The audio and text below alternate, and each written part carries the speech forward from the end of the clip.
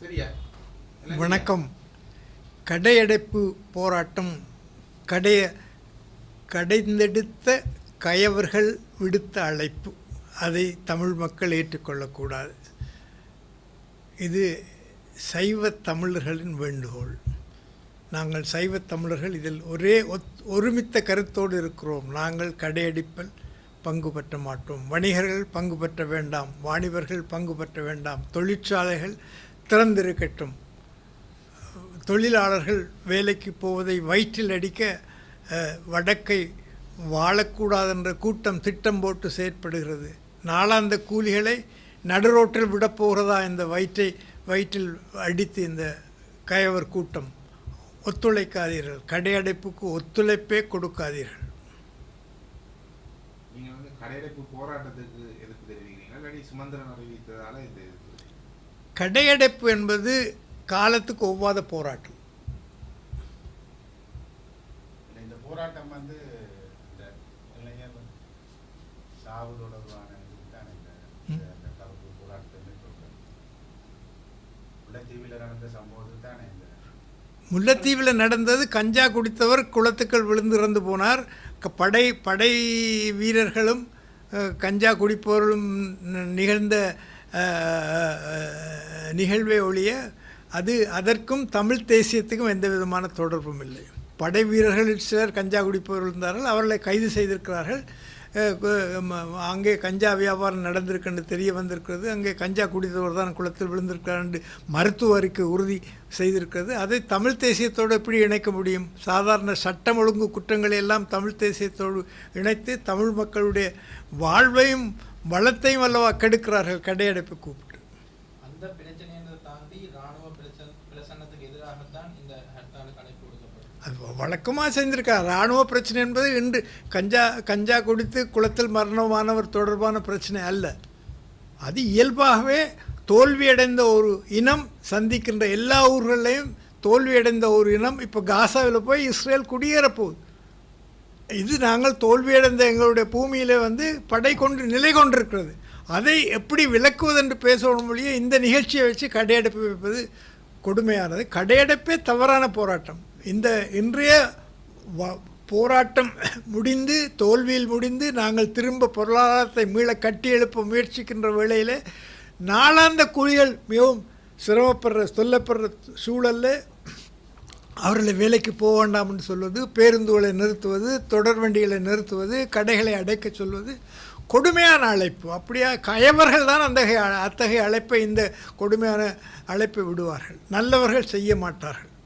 அதுவும் சம்பவமாக இருக்கலாம். ஆனால் அவர்கள் சொல்வது என்னென்னா, தமிழரசு கட்சி இந்த வழக்கில் இராணுவத்தின் கீழே நிலங்கள் தமிழ் மக்களுடைய நிலங்கள் ஆக்கிரமிப்பட்டிருப்பதால் இராணுவத்தை வெளியேற்றினா அந்த நிலங்கள் மக்களை கிடைக்கும்.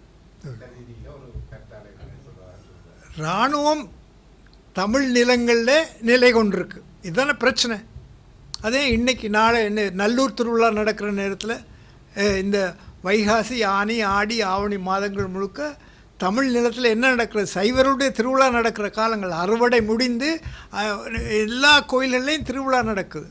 ஒவ்வொரு கோயிலாக மாறி மாறி கதிராமத்தில் நடந்தது, எங்கெங்கெல்லாம் நடக்கும். இந்த காலத்தில் போய் இந்த பிரச்சனையை கூர்மைப்படுத்துறதுக்கு முதல்ல பிரசாரம் செய்தார்களா? கூட்டங்கள் போட்டார்களா? அறிக்கைகள் விட்டார்களா? எந்த விதமான முன்னறிவிப்பும் இல்லாமல் திடீரென்று கடையடைப்பை நடத்துவதற்கு உள்நோக்கம் இருக்கிறது. சைவத்தையும் தமிழையும் கெடுக்க வேண்டும் என்ற உள்நோக்கம் இருக்கிறது. எந்த காலத்தில் ஹர்த்தாலை நடத்தலாம்னு சொல்லுவாங்க. நான் இன்றைய தோல்விக்கு பிந்தைய சூழ்நிலையிலே கடையடைப்பு என்பது பொருத்தமற்ற ஒரு போராட்டம் என்று நான் கருதுகிறேன்.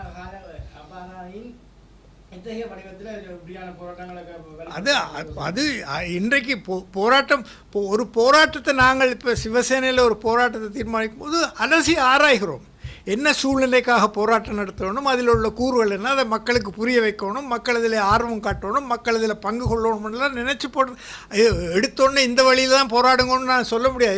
எதுக்கு போராடுறேன்னு தெரியாமலே எந்த வழியில் போராடுறேன்னு சொல்ல முடியுமா? என்ன போராட்டம்னா அதை அலசி ஆராயணும்.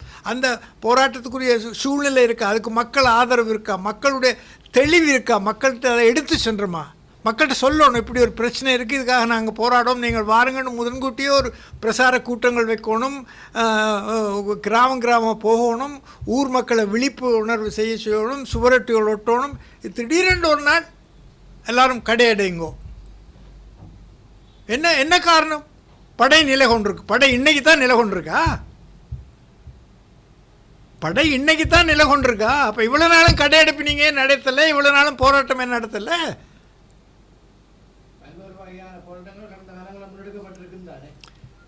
காணாமல் ஆக்கப்பட்டவர்கள் செய்கிற போராட்டத்தை போல ஒரு போராட்டத்தை நீங்கள் தொடர்ச்சியாகவோ வேறு வழியிலோ நீங்கள் செய்ய முயற்சி செய்திருக்கீங்களா? மக்களுக்கு இதை சொல்லி இருக்கீங்களா? செய்தி உங்களோட தேர்தல் அறிக்கையில் இது வந்திருக்குதா?